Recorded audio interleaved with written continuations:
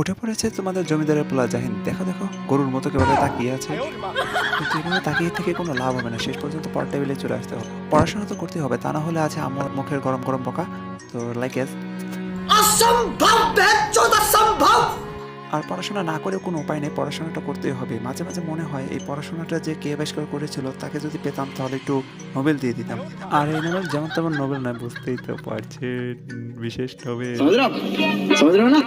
আর রোজের দিনে মূলত সকালবেলায় এনার্জিটা থাকে, কিন্তু দিনের পরে গিয়ে আর সেই এরকম এনার্জিটা থাকে না।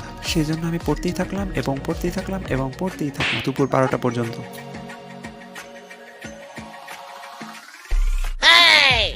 দুপুর 12টার পর আমি শর্ট ভিডিও আপলোড দিই। দুপুরে একটা গোসল করে আমি নামাজ পড়তে যাই, তাহলে দেখা হচ্ছে নামাজের পরে। নামাজ পড়াও শেষ হয়ে গেছে, তারপর আমি কোরআন শরীফ পড়েছি। ওইটা আর তোমাদের দেখাইলাম না।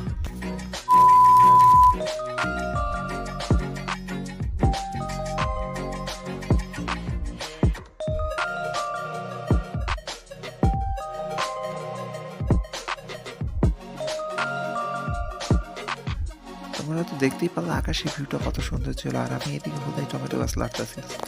তারপর ছাদে দেখলাম আম্মু অনেক কিছু রোদ দিচ্ছে, তার মধ্যে আছে লাকড়ি, রসুন, চাউল, জিরা আর সিমের বিচি। বিকালবেলা সময় কাটে আম্মুর বানানো ইফতার দেখে, নয়তো হচ্ছে ইফতার বাজার দেখে টিভিতে।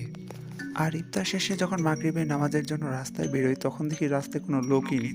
তার মানে কত বেগে যে ইফতার করছে আমি নিজেই বুঝে ফেললাম। তারপর নামাজ পড়ে এসে দেখি যে আমার ভাগে এতটুকু সিমাই জুটছে।